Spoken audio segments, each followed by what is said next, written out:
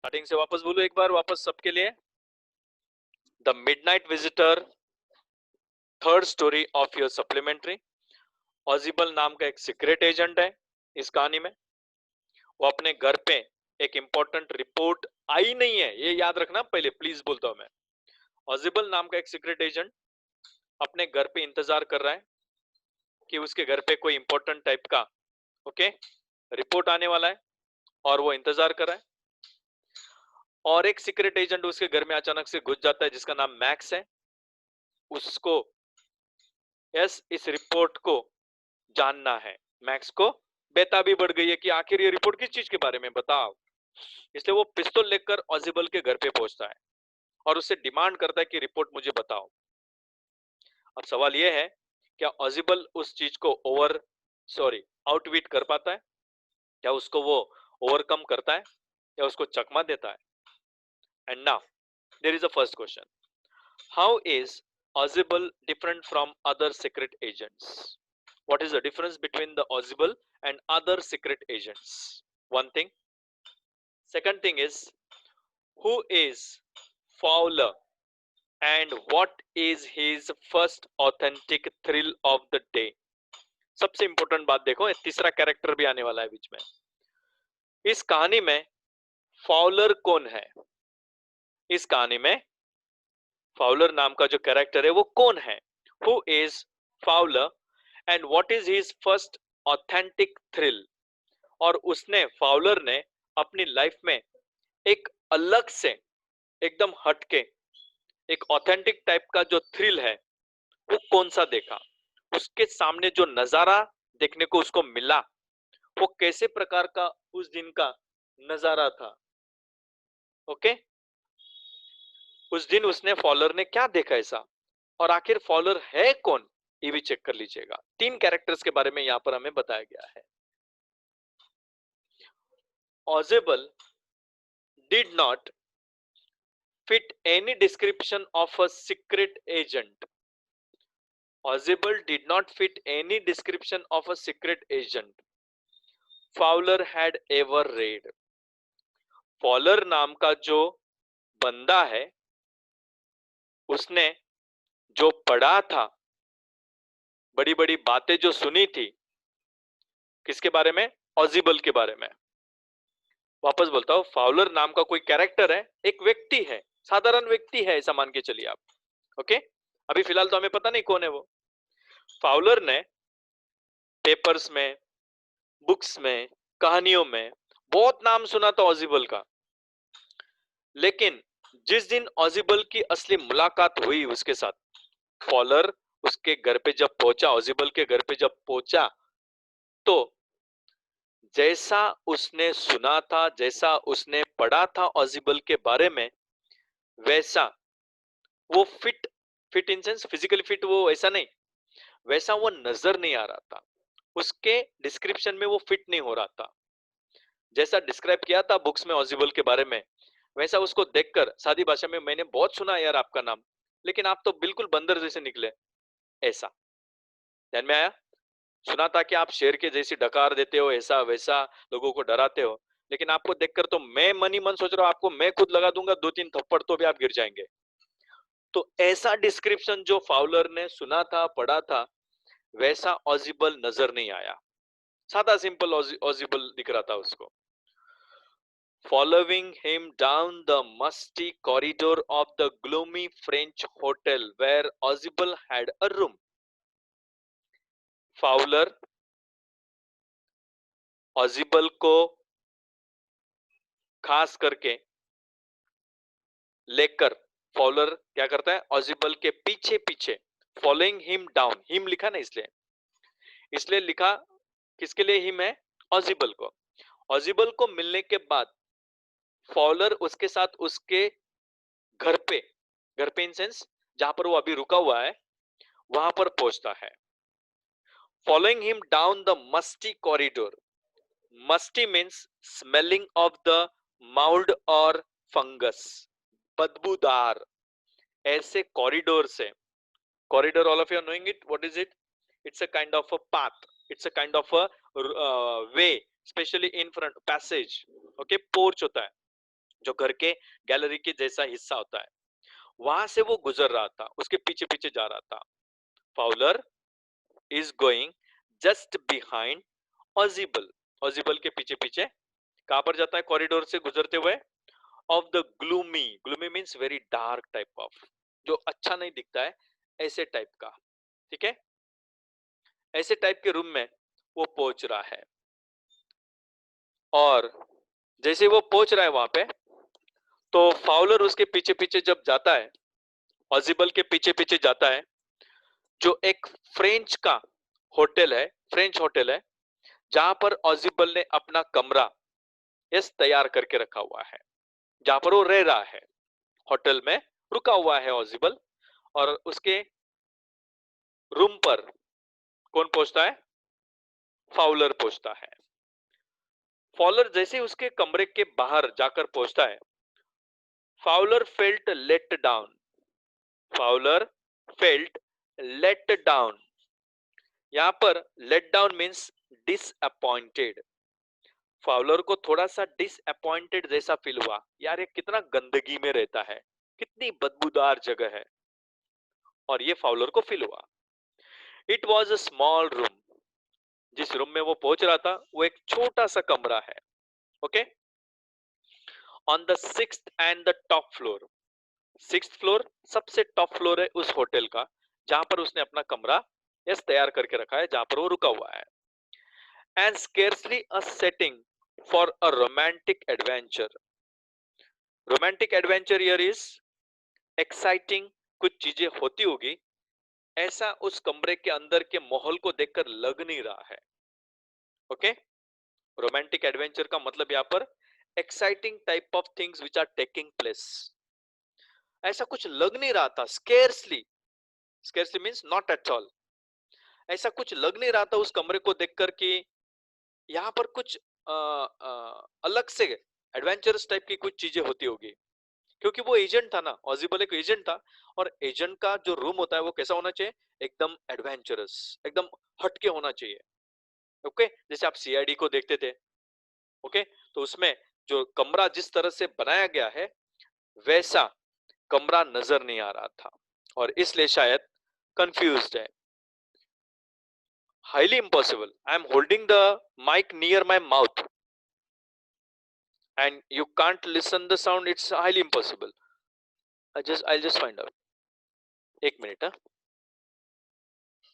Sound भी full है, everything is okay, just get the another mic, just a mic.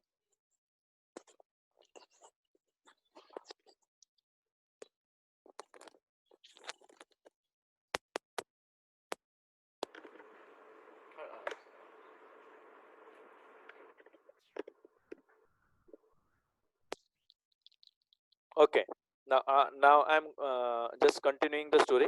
I've just changed the mic itself, okay, so that you can listen it very carefully. I hope it is getting clear now. The time is running out, okay. You just continue the story after some time, near about 10, within 10 minutes the session will end, and then again just continue it. Now what happens in the next point, जैसे वो आगे पहुंचता है, room के आजू बाजू का हिस्सा देखता है, कहानी थोड़ी सी टेढ़ी मेढ़ी इसलिए बोल रहा हूँ, ध्यान से सुनना।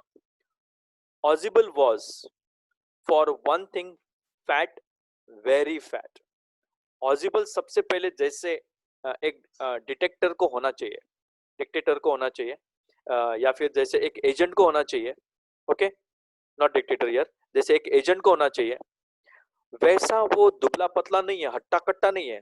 पहली बात तो वो सबसे यस ज्यादा चौंकाने वाली चीज कौन सी थी, ऑजिबल एकदम मोटा सा, कुछ ज्यादा ही मोटा दिख रहा था, ये एक्सपेक्टेड नहीं था फॉलर को।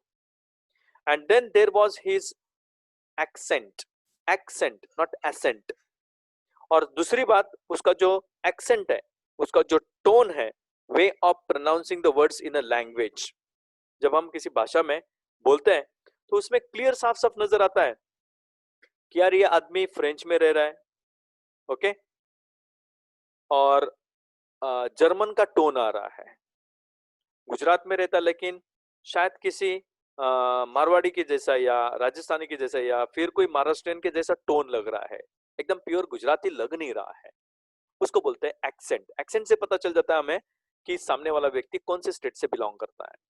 Okay, now next point, there was his accent though he spoke French, भले वो फ्रेंच बोलता है, एंड जर्मन पासेबली, और जर्मन लैंग्वेज को भी ठीक ठाक तरीके से बोल लेता था। कौन? Ausable. He had never all together lost the American accent. लेकिन एक सबसे अच्छी बात कौन सी थी? वो भले ही फ्रेंच बोल लेता हो, कुछ हद तक जर्मन लैंग्वेज भी बोल लेता है, लेकिन उसका जो अमेरिकन एक्सेंट है वो कभी मिक्स होने से रोक नहीं पाता है। अमेरिकन टोन उसका आ ही जाता है, अमेरिकन जैसा बीच में फ्लुएंसी या उसका जो टोन है, ओके, वो आ ही जाता है एक्सेंट में। He had brought to Paris from Boston. जो अमेरिकन एक्सेंट है वो कहां से कहां पर लेकर आया था? He had yes brought to Paris, Paris में भी उसने अमेरिकन एक्सेंट को यूज किया था, ओके, और वो भी पेरिस में कहां से? बोस्टन में से, बोस्टन टाउन से, 20 years ago। और 20 साल पहले इस एक्सेंट को वो यस लर्न कर चुका है, जो पेरिस से लेकर, खास करके पेरिस के, यस फ्रॉम बोस्टन। याद रखना इस सेंटेंस का meaning, all together lost the, he never lost the American accent he had brought.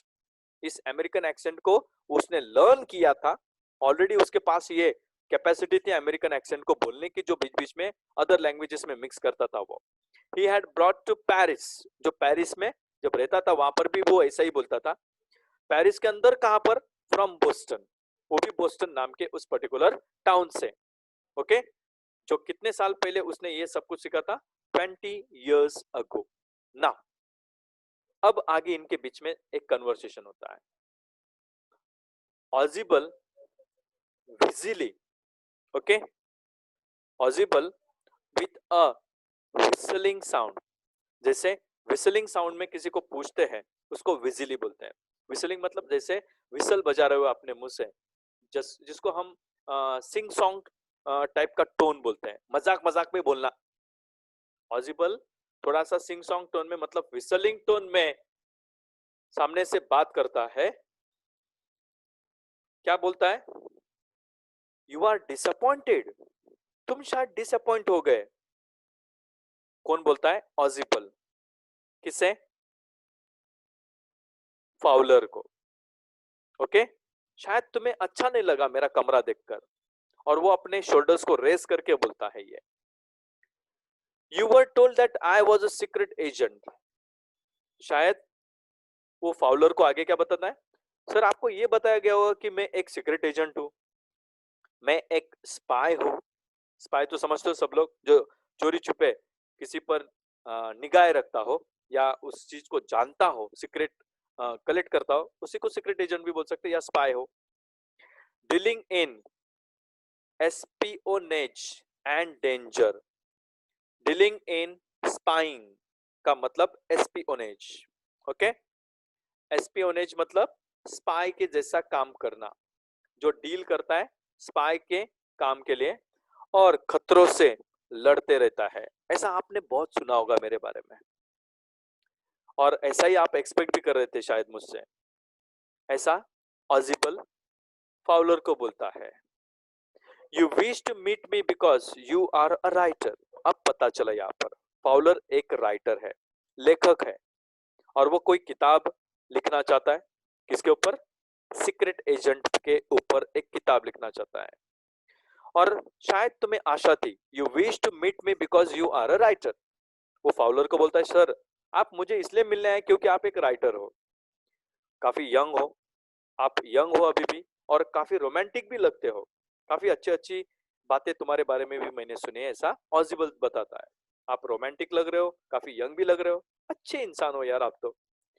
You envisioned mysterious figures in the night। You envisioned, okay, envisioned भी बोल सकता हूं मैं, थोड़ा सा टोन अलग चेंज करो। envisioned mysterious figures in the night। आप क्या करते हो? यस, इमेजिन करते हो। किन चीजों को? इमेजिन करना मतलब एनविजन करना। शायद आप क्या करते हो? You are trying to envision what kind of things? You are trying to envision, ध्यान देना इस सेंटेंस पे, mysterious figures in the night. आपको शायद मिस्टीरियस टाइप की फिगर्स को देखने की आदत है, भयंकर भयंकर टाइप की चीजों को, ओके, मिस्टीरियस टाइप की फिगर्स को देखने की रात को खास करके ये आदत हो गई होगी आपको. आपकी इमेजिनेशन में ऐसी भयंकर चीजें आती होंगी. द क्रैक ऑफ पिस्तौल्स, शायद आपको मिस्टीरियस फिगर्स के साथ साथ बंदूकों के गोली के चलने की आवाज, आपको ऐसा एक्सपेक्टेड था ना मुझसे भी, करेक्ट. शायद मैं अलग दिख रहा हूं और आप हमेशा ये सोच रहे थे कि शायद ऐसा कोई मिस्टीरियस फिगर्स होंगे जो रात को निकलते हैं और चोरी छुपे लोगों पर निगाहें रखकर उनकी सभी सीक्रेट जानते हैं. ऐसे आप सोचते सोचते रहते हो. और फिर पिस्तौलों के गोलियों के चलने की आवाज आपको एक्सपेक्टेड थी. और फिर किसी ने वाइन के अंदर ड्रग्स डाल के किसी को बेहोश करने की कोशिश की हो, ऐसा ही कुछ मुझसे एक्सपेक्ट कर रहे थे ना आप. लेकिन मैं ऐसा टाइप का एजेंट नहीं हूं भाई साहब जैसा आप सोच रहे हो. मैं एकदम अलग से सादा सिंपल प्रकार का जो अपने दिमाग का इस्तेमाल सही ढंग से करता हो, ऐसा वो ऑजिबल बताता है किसे? फाउलर को. I hope you have understood the point very clearly. मैं इसलिए एकदम धीमे गया पहले पैराग्राफ में ताकि आप जो ऑजिबल समझा रहा है कि आप ऐसा सोच रहे थे वैसा सोच रहे थे, लेकिन मैं ऐसा हूं नहीं sir. Instead you have spent a dull evening in a French music hall with a sloppy fat man. बल्कि आप जैसा सोच रहे तो वैसा तो हुआ नहीं, लेकिन आपने कल एक शाम जो बिताई जो बहुत खराब थी, डल इवनिंग आप बिता रहे हो. कहां पर? एक फ्रेंच के म्यूजिक हॉल में. फ्रेंच के म्यूजिक हॉल में जहां पर आपने जो शाम बिताई मेरे साथ वो बड़ी डल टाइप की थी. और वो भी कैसे? with a sloppy fat man. Here the meaning of sloppy is carelessly dressed. जिसने सही ढंग से कपड़े भी नहीं पहने हो, एकदम सादे सिंपल खराब लगते हो, ऐसे मोटे इंसान को आप आकर मिले हो. ओके. और ऐसे मोटे इंसान के साथ आप वो जो शाम बिता रहे थे म्यूजिक हॉल में, बड़ी खराब रात थी आपकी, खराब शाम थी म्यूजिक हॉल में जहां पर वो मिले थे पहली बार, फिर बाद में घर पे आए थे. ओके. म्यूजिक हॉल में उन्होंने ये वक्त बिताया और फिर उसके बाद ये घर पे पहुंचे, होटल पे पहुंचे. Sir, isn't Boston a town in England नाम का, आपको ध्यान से सुनना, इंग्लैंड नाम का एक छोटा सा गांव अमेरिका में भी है. Now you might have got the answer. ठीक है. तो इससे पता करो कि बोस्टन ये जो लिखा हुआ है वो वहां पर किसी जगह का नाम रखा होगा. वो वहां पर देखो ध्यान से, he had brought to Paris from Boston, ऐसा लिखा है. बोस्टन से, मैंने ये बोला किसी बोस्टन नाम के शहर से वो पेरिस में ये सब कुछ लेकर आया था. Again I repeat that line, the American accent he had brought to Paris. Paris मर